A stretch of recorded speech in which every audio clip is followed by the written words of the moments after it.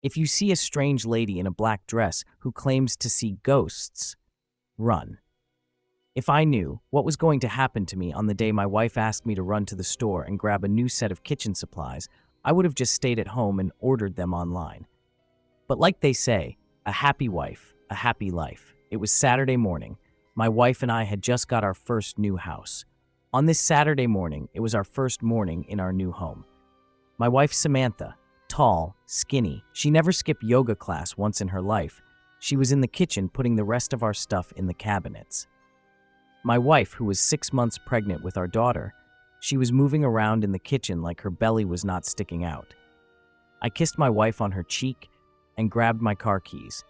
"I am going to the store. You need anything?" I asked. Yes, can you grab us a new set of kitchen supplies, like dishes and plates?" she asked. "Sure, no problem," I replied, before I could step out the door. "And one more thing," my wife said.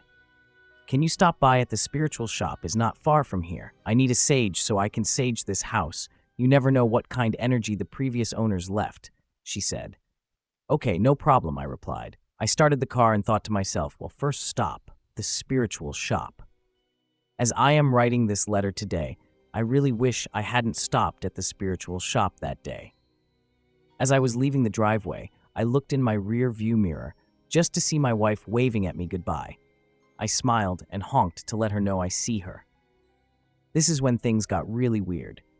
After driving for 10 minutes, the GPS took me to a street surrounded by a lot of stores. As I was driving slow looking around the stores so I don't miss the spiritual shop, finally I saw it. Bled Air Spiritual Shop. The shop was located to my left across the road. I parked my car and walked to the light to cross the road. The street was not as busy. After the walking sign came on, I started walking towards the spiritual shop. Before I get to the sidewalk, I heard the sound of a car. The car sounded like it was coming fast and was getting closer to me. By the time I looked to see to confirm if this car was really not going to stop, it was too late. I seen a black Cadillac 200 feet away from me, coming at full speed. I jumped to the sidewalk. The black Cadillac swerved, almost hitting other cars. I heard the other cars honk at it, one driver yelling the F word out loud. I was shocked at what happened. My heart skipped a beat. I was running out breath, standing in front of the spiritual full shop door. I figured I needed to catch my breath before entering the shop. I pushed the door and walked in the shop. Inside the shop, smelled like burning candles, sages, and incenses. A soft meditation music was playing in the background of the shop. This was just the beginning of my nightmare. In front of the cashier register, there was a short African-American lady with long braid hair, wearing a black dress. Her nails also were painted black. "Did you see that?" I asked, pointing outside the door, trying to see if she saw how the car almost hit me.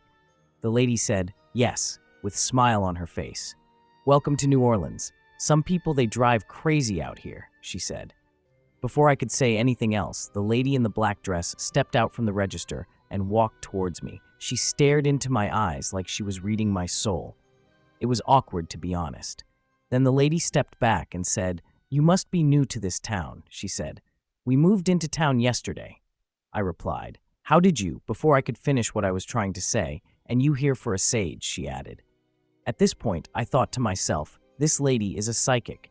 "That is correct," I replied.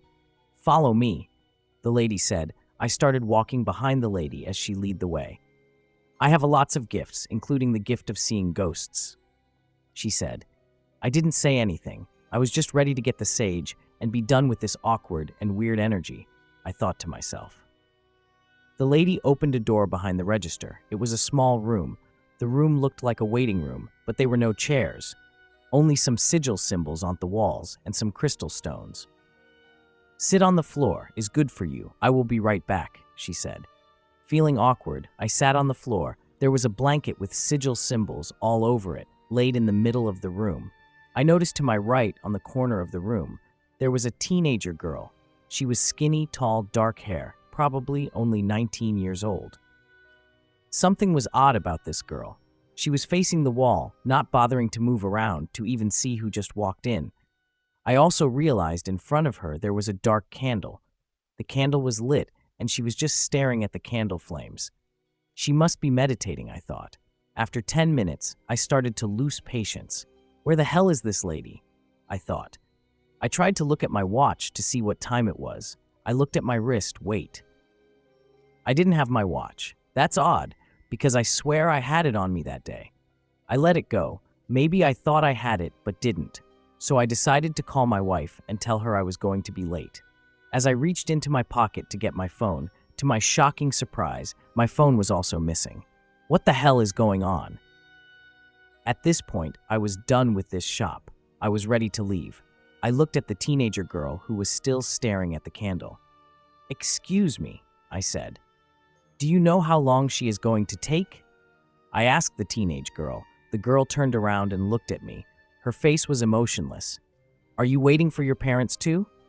"The lady told me my parents are coming to get me," the girl said. She then turned back to the wall, staring at the candle. Something was not normal with her. She looked like she was under spell.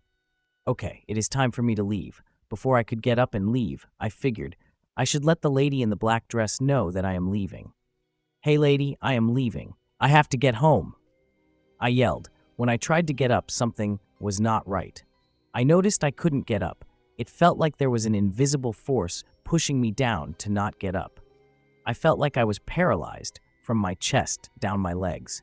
I tried to move my hands and my legs, but my body was not responding to my brain. "What the heck?" I screamed. "Lady, I don't know what this is about, but if you don't let me go, I will call the cops," I said. The lady must have heard me. She came in the room. She was holding a candle, a black candle similar to the girl next to me. She put down the candle right in front of me. Then she said, "Be quiet or he will hear you. Keep your eyes into the flame of this candle. It will keep you safe," she added. "Let me go, you crazy lady," I screamed angrily. "I am keeping you safe from the shadow man," she said. Before I could ask who the hell she is talking about, we heard a loud noise from outside the shop. The noise was not human noise or animal noise. It was the noise of a creature. "He is here. Stay here and look into the candle," the lady said. "Like I said, I see ghosts. This one is a bad one," she added. Then the lady ran outside the room, shutting the door behind her. I heard her chanting some ancient language. Then the creature noises stopped. As I was sitting on the floor in that room, paralyzed, the only thing I could do was move my eyes around the room. I looked around the room for a weapon or anything we can use, so me and this teenager girl can escape from the lady in the black dress. I looked at the girl next to me in the room. Now I know she is a victim just like me, trapped in this room. "Hey, we need to get out here. You see that amethyst stone? I want you to grab it and hide behind the door when she comes back in the room. Hit her with the stone to where she is unconscious, then we can get out this place." "Are you able to do that?" I asked the girl. The girl then nodded her head, saying yes, but I can tell she is scared and nervous to take on my terrible idea. I know what you're thinking by now. What kind of man tells a teenage girl to hit an old lady in the head with a rock? Well, first, I couldn't move, and second, this was our only chance of getting out there. And besides, this is not just an ordinary lady. There is something sinister with this lady.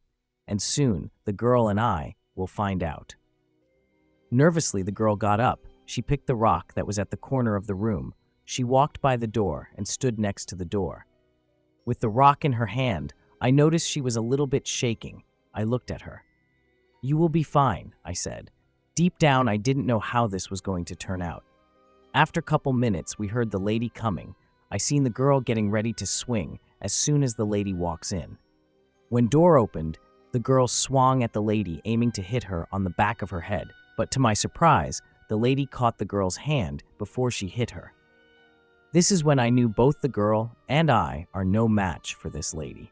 I seen the fear in the girl's face as the lady in the black picked the girl up in the air, using only one hand. Her feet were not touching the ground. The girl tried to get out of this lady's grip, but she didn't succeed. The lady looked in the girl's eyes. I seen the lady's eyes. They were dark. She had the eyes of demons. While holding the girl with one hand, I thought you were different. I gave you a little freedom, and now you turned against me? The lady said. But this time, her voice, it wasn't normal. Her voice sounded like a demon voice. Then the lady threw the girl across the room. The hit the wall. She screamed because of pain. "Let her go," I said. The lady in the black, she ignored me and teleported herself to the girl. She was standing on top of the girl, ready to attack again. But then this is when I noticed something.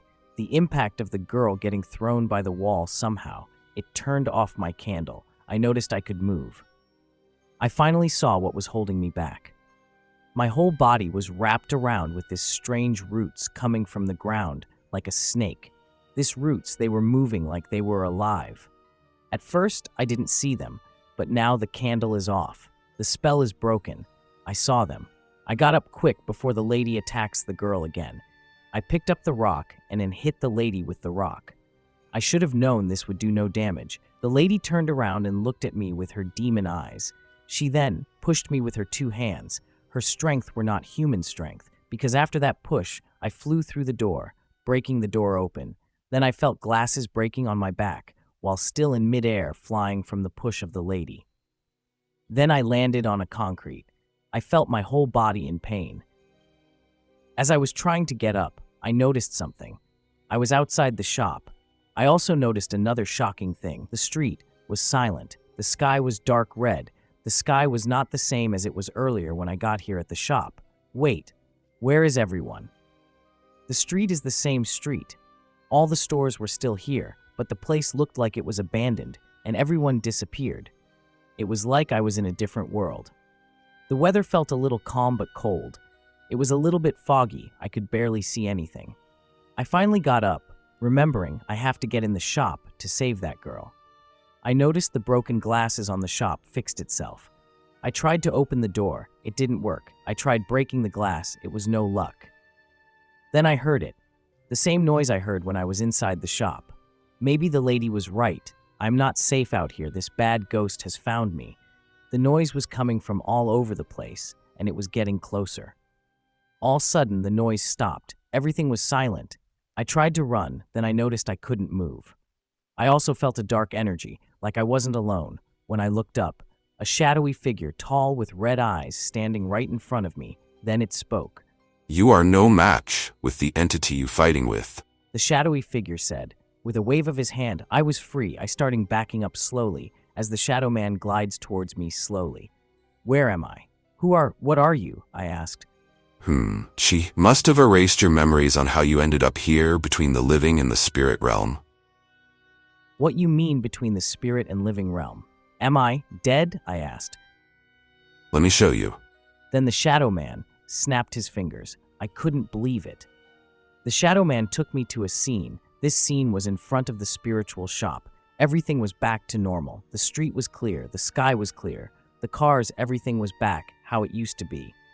Then I saw myself. I parked my car, got out my car. I waited for the traffic light to be green. I started walking towards the spiritual shop. Before I could reach the sidewalk, a black Cadillac hit me. It didn't miss. It hit me. I saw my own body flying across the road. As I landed, I left a trail of blood. There were people checking on me. An ambulance was called to take me to the hospital. As I was standing there watching myself, I was in a shock. The Cadillac didn't miss me. It hit me. After the ambulances left with my body in it, I saw my spirit looking confused, wondering why nobody couldn't hear me. Then I saw the lady in the black dress. She was talking to my spirit. She whispered something in my ear. Then I followed her in the store. The shadow man snapped his fingers again. Now we're back to the red sky, cold and foggy world. In front of the spiritual shop. My body was shaking in shock. I couldn't believe it. This whole time I wasn't alive. When the lady in the shop said, "I see ghosts," she meant me. I was also a ghost. You are not dead yet. You are what humans call in coma. Your soul is between the living and the spirit realm. My duty is to make sure every soul is protected. Full Keeper's entity. The same entity took over that poor lady's body. The lady in the black dress, she is just a vessel. The entity tricked you by erasing your memories from the accident. The more it keeps you around, the more powerful it gets. The entities, they prey on lost souls, so they can gain all the energy and power to permanently possess a human body. This way they will gain the power to walk among your kind. I've been tracking this entity for a while now. I have been looking for the girl inside for a long time. I feel ashamed it took me so long to find her. She has been there for so long, I am afraid it's too late for her to return back to the living earth. However, we can still save her from the soul keeper. The entity, it put a blocking spell so I can't get in the shop. But with your vessel and my powers we can work together to save her. We don't have time. This said. Before I could ask what he means by work together, the shadow man came closer to me and disappeared. I felt like a strong wind just hit.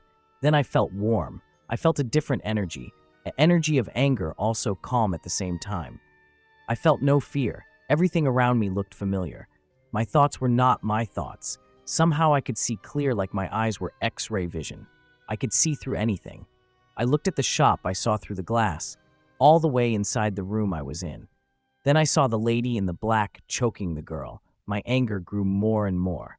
I realized I am no longer in control of my body. The shadow man, he possessed my body, controlling my every move. I could feel his anger, his power, and his braveness. I teleported inside the room. I grabbed the lady in black dress by her throat. Through the eyes of the shadow man, I can see the creature that possessed this poor lady. I lifted the lady up in the air. I saw the fear in her eyes, or should I say the creature's eye. As I lifted the lady in the air, I looked into her eyes, or the creature in the eyes. Then I said something to the creature, but the voice was not my voice. You've done enough. It is time for you to go back to hell. After that, a dark smoke came out the lady in the black dress's mouth, screamed, leaving the shop. That was the creature possessed her, I thought. The poor lady who was possessed was unconscious. I laid her slowly on the floor. Then all of a sudden I felt light, tired, and weak. The shadow man, he is out my body. I was terrified to what had happened. I felt weak. The shadow man was standing in the room with me. I looked at the teenage girl. She was unconscious as well. I asked the shadow man if she was going to be okay. He said she is going to a good place. He picked up the teenage girl and stood in front of me. He looked at me while holding the girl in his arms. A bright light shines on them. Before he disappeared with her, he said, Thank you for your help. Since you let me possess your vessel, I left a gift for you. When time comes, you shall receive the gift, but for now is time for you to wake up. After that, I woke in a hospital bed. The nurse ran into the room when they realized I was awake. I got up on my bed. Where is my wife? I asked the nurse, told me they will call her. Do you remember your name? The nurses asked me. My name is Brian, I replied. My wife came to the hospital. She was happy to see me. She was not pregnant anymore. She had our daughter while I was in coma. My daughter now is 5 years old, beautiful, just like her mom. My wife, she said she had missed me. She managed to pay the rent while I was in coma. I wish I could share what I experienced while in coma, but I don't want to sound crazy.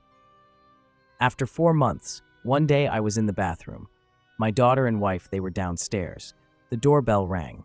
I heard a voice of middle-aged man, the man he claimed to be our new neighbor.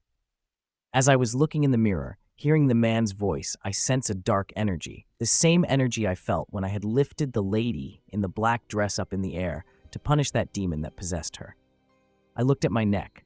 On my neck, they were tiny dark veins crawling up into my face. I felt warm, brave. Through my eyes, I could see through anything like X-ray vision.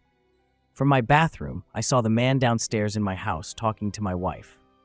My new neighbor, he was not human. I saw the same entity I saw in the lady at shop. I saw a soul keeper in my new neighbor. This was the gift the shadow man was talking about. I can now see the soul keepers. Then I heard a familiar voice. Looks like you found yourself a soul keeper. Thank you for listening and opening your imagination into this story. Please like, subscribe. We will